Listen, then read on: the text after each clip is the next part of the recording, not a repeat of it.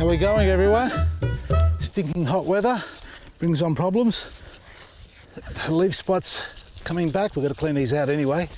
This is my little malacca, self-sown, doing wonderfully well and growing too fast, faster than I can clean it. Anyway, we've got a little video to show you, folks. We went out to Betty's place in Warrnambool. Surprise 70th birthday. Sit back, relax and enjoy it. And come back later and I'll show you the rest of these tomatoes. Yes, so welcome to Vasily's Garden, folks. We've come out to Warrnambool to meet a beautiful lady here by the name of Betty and her other half. I won't say better half because she is the better half of the two, isn't it always? Cool. We've come here because you are celebrating your birthday today. I am. Yes, 70 years young? Yes. Wonderful. So, how long together? 45 years, I think it is. Yeah. Pretty well, yeah. Where did you meet? How did you meet? We met in Warrnambool Yes. after a period of time. We were both married before, and so we had separated from our partners. And well, that's always how it works. You hope. Yeah. But okay. Yeah. So and then we I just opened up a can of worms. no, it's fine. No, it's fine. And then that's in the past. We met, and 45 years later, we're still together and wonderful. Loving this lady. Yeah, congrats. Now, how many children? 4. 4? Boys, girls? 3 boys, 1 girl. And grandchildren? 7. 7. What's 1 boy. 1 boy. You got the 1 boy out of there? Yeah. And 6 girls. Yeah. Well, that would be a feat to look after. Yes. Where they all get together. Age group? They range from grandchildren. Yeah. They range from 15, or coming up 15 next month, down to 18 months old. Oh, really? So we've got a wide range there, so you'll never be out of nappies for a while. Okay. Now, you're here on this beautiful parcel of land. How big is the land? How many acres? It's just under 3. Just under 3 acres. How long have you been here? Since 83. 1983. Yeah. You both look mighty fit, if I can say. Seriously, I'm not. You're looking really strong and fit and healthy. He's pretty fit, but I don't know about me. No, you both, as good as each other, I believe. Now, is that? Do you put it down to the gardening, the lifestyle that you have here? Certainly helps. Yeah. Definitely. I missed that the most when we went to Melbourne, because we only had a little place in South Melbourne, and I was used to being in the garden with the spade and fork and digging and moving things around, and I lost so much muscle strength when... Because you only had a square metre to dig from one corner to the other. Yeah, whereas here you've got to travel 100 metres to get to the first garden bed, and we've been prompted to go for a walk in the garden because there's beautiful people here, by the way, folks. A lot of people turning up to celebrate. We snuck in a little bit early so we can get Betty to ourselves and Paul as well and go for a tour around the garden, which we should do now. We will. Lead the way. Okay. Let's go. All right, we're at the back of the garden, folks. Is this the back of the block? Would you call it the back corner? Yeah, this is the, It's as far back as it can get. It is. Okay. And now here, Okay. what do? You jump up here every day? Yeah, I walk around there. Oh, you and walk up around. there. Yeah, You got a pathway. I'm not good at jumping. No, not anymore. But this used to have a lot of cypress in here and around, which created a great sheltered spot and box hedge. But when I came back, the cypress don't do well down here, the salt and the wind and things. So we took them out. And then I decided I'd make it a veggie come flower garden. Well, what I call these is an edible garden. Craig and I, a good friend of mine, is a horticulturalist as well. We talk about flowering plants and edible plants planted in the same space. Yeah. And that's what you've done here. So you've got an edible garden, which is one plant complements the other. Yeah. And what have we got here in the middle, folks? Have a look at this pumpkin plant. Seriously, is it 1 or 2? Can I get up here? Yeah. When was the last time you got up? Probably yesterday. Okay, so you don't have to go back in there again, do you? No. All right. If you don't mind me, jump up. No, go for it. Okay. Give me a tour. Tell me what I'm looking at here. Okay. There's 3 pumpkin plants, and I planted them about 1 metre apart, so it's there. But they've just... They've taken over everything, haven't they? They're coming up the tree. Have you got any pumpkins sitting there? Yeah. There's one down here. And I swear... Well, there you are too. Queensland? Yep. Is that what they are? I think they're Queensland blues. Yeah. That is impressive. I love it. Yeah. I have never grown pumpkins before, so... It's your first time? First time? Yeah. Don't mind me jumping down. Oh, okay. So, seed, plant and forget. What about mulching? Oh, This is- yes, mulch, sugar cane. Let's have a look at Betty's soil. Spring onion. Oh, yes. Look at that, spot of the spring onion. Look, another one there. Yeah, no, I Look, just another one there. planted them the other day. Oh, are these from the... I chopped cut, the bottoms, cut yeah. the bottoms off and stuck them in the ground. Where did you learn that one from? I don't know. Yeah, Maybe thanks a you. lot, yeah. No, actually, it was from a. Don't you say it, just say me. Oh, yeah, okay. I'm joking. No, what was it from? Seriously. It was Just a fellow that worked here. He was Vietnamese. Oh, And I saw okay. him do it. Yeah. Stevia?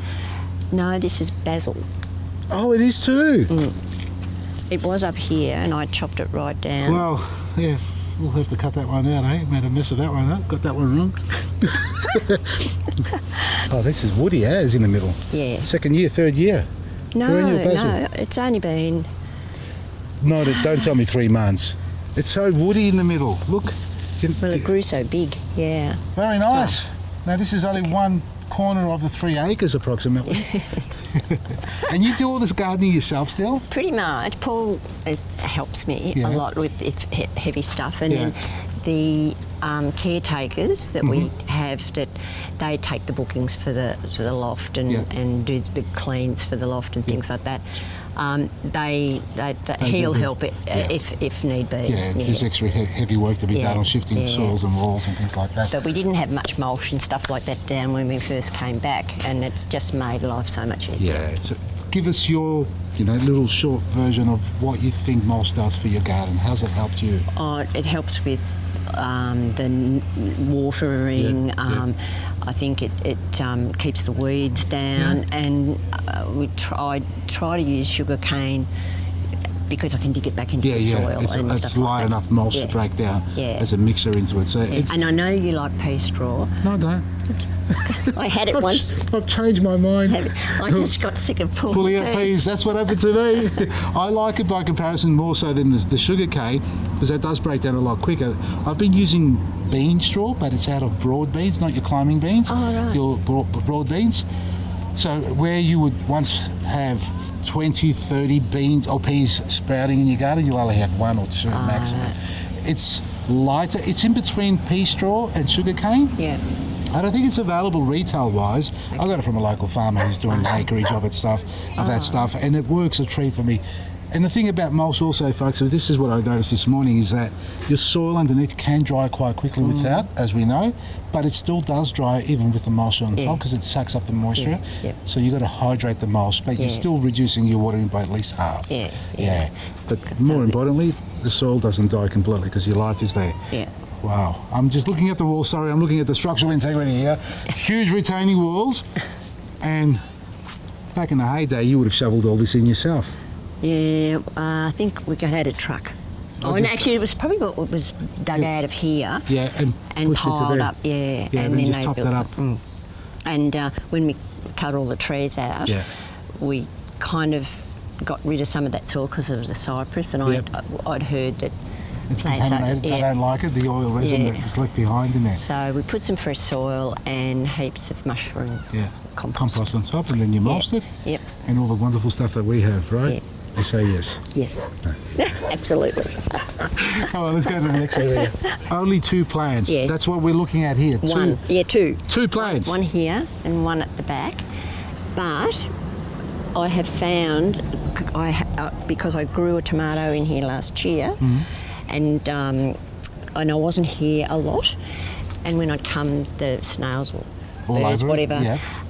and so I was tossing the half-eaten tomatoes up Tomatoes there. So now I have 4 more that have I self-seeded can up see in it there. now.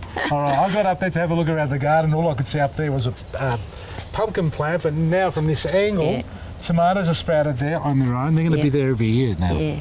There's nothing wrong with that, is there? No. Enjoy That'll it. save me planting one. There you go. And look at this. Now, this is a bush and a half. Is it a cherry tomato? I It don't doesn't know. I've look got to like wait. it. I have got to wait till they set fruit. Well, down here we've got little clusters of cherries as well, or Yeah. that's what they look like at the moment. Yeah. Not quite cherry. I think it's going to grow a little bit larger than that. That's So big. That's a lot of foliage. Do you prune it all? No, I haven't, but I saw you. No, don't get me. I'll strip it down to nothing. That's usually my trick. Is it? Oh. It needs a little bit of aeration in the middle, just a bit of thinning out, but still you're going to get a heap of tomatoes. Yeah. 2 plants, folks. That's all you need. 1 plant. For a family, a couple and maybe a kid or 2, 1 plant is ample, especially if you let it grow out like this. Yeah. And look how green the leaves are. Yep. What care do you give this? I liquid feed. That's it? Yep. Yeah. With yours. Don't feel prompted to say anything about but our products. I haven't for a while. Yeah, that's all. I prepared the ground because I had these winter gladdies popping up. coming through, and so I pulled them out with the intent that I would, and because of the cypresses that were over there, that I'd build it up. So I put lots of compost and mushy mulch and some blood and bone, and then I let it sit for a bit, and then planted that and the black grit and fed it a couple of times, and that's it. I haven't fed it for a You month don't need or to. more. You won't have to do anything, or even waterings at this stage, because I think your temperature's so much cooler than when we are. Love it. So sea breeze. Yeah. It's just so fresh. You'd never quite overheat. No, it can get nasty if the wind's coming from the north, but we just haven't had it. Yeah, you're lucky. Yeah. Can we take the water back to our place? I want the ocean in my house. Never mind. All right. This tomato and these beans are growing together, hand in hand, folks. The beans are using the tomato as a stake. Have a look at this over there, wrapping itself all up together. So we've got a few side shoots that have popped up. Got to take them out, like that one there, but I'm going to use the secateur so I don't damage anything else. And then tape the rest up onto here and enjoy some beautiful produce. Look at it. Still a little bit of time away before they start ripening, but there's plenty there for us to enjoy. Check out our website, vasilisgarden.com. From me, Vasily, Baresi.